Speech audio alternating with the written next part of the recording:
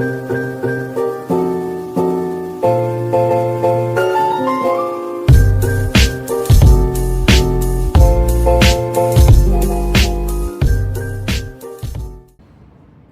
pessoal, tudo bem? Bom, na aula de hoje a gente vai tratar o assunto da ortografia. Mais especificamente a gente vai falar um pouco sobre o uso do hífen. Então, primeiramente, o que é o hífen, né? Para que a gente usa o hífen? Então, o hífen é esse tracinho aqui que a gente costuma usar em alguns momentos na nossa língua. Mais precisamente, na nossa aula a gente vai tratar de dois momentos em que o hífen é usado.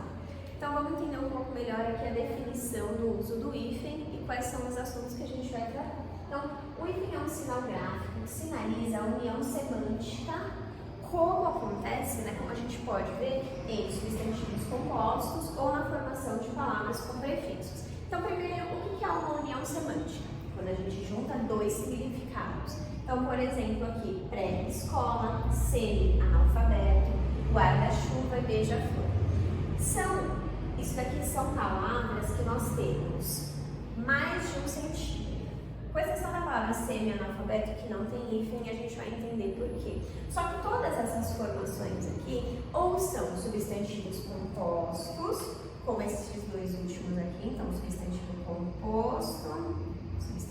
composto, ou este daqui que tem um prefixo, e este daqui que também tem um prefixo. Então, só para vocês diferenciarem, os dois de cima são palavras formadas por prefixação. A gente vai entender isso mais para frente na nossa aula de formação de palavras. Ou esses dois aqui de baixo que são substantivos compostos.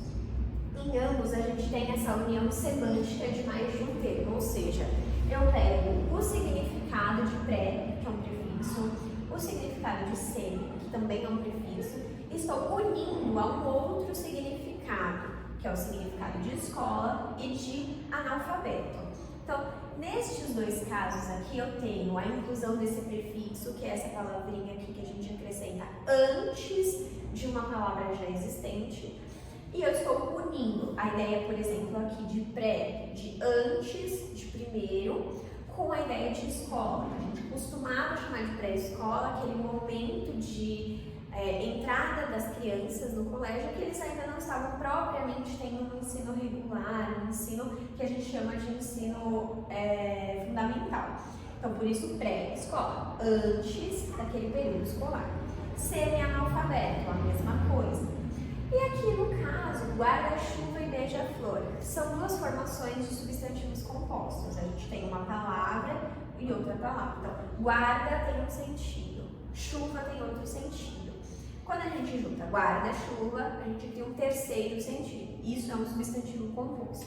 O mesmo acontece na palavra beija e na palavra flor. Aqui tem um sentido independente, aqui tem um sentido independente. Quando a gente junta as duas, a gente forma um terceiro sentido, que é o substantivo composto. E agora a gente vai entender por que palavras como beija-flor, guarda-chuva e pré-escola recebem o hífen e palavras como semi-analfabeto não recebem o hífen. Certo? Então a gente vai começar agora vendo aqui algumas regras.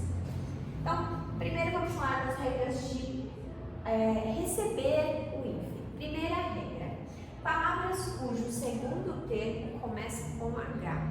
Então, se eu tenho uma palavra composta e o segundo termo começa com H, como aqui na palavra super-homem, eu tenho um hífen. Eu não posso escrever super-homem e tirar esse hífen. Mudaria o sentido e estaria incorreta.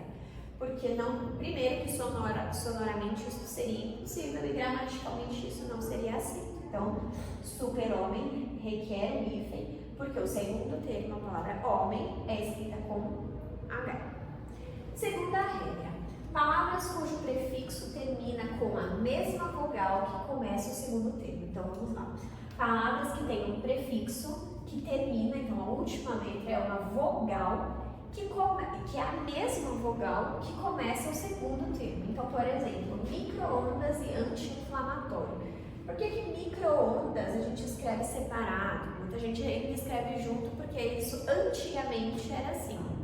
Só que desde a nova regra ortográfica, que foi imposta lá em 2012, a gente tem a separação dessas palavras porque elas têm o O aqui, né? Então a mesma vogal que termina o prefixo micro, começa a palavra ondas. Então precisa ter um hífen aqui no meio para separar.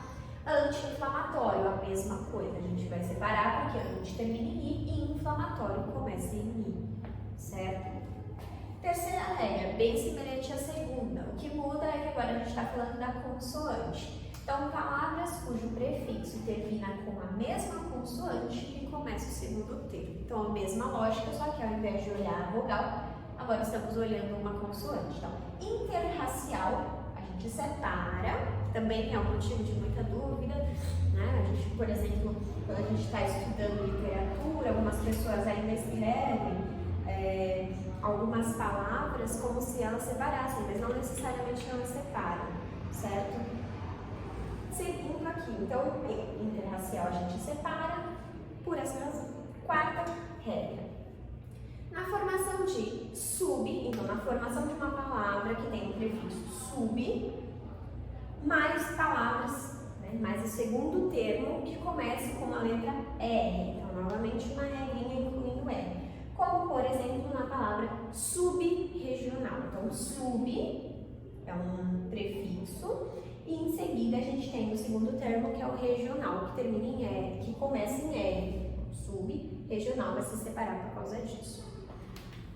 Quinta regra. Aqui são alguns prefixos específicos, como palavras, então palavras formadas pelos prefixos além, a quem, bem, ex, pós, recém, sem e vice. Então, estes são os prefixos que requerem uma separação do segundo termo. Então, por exemplo,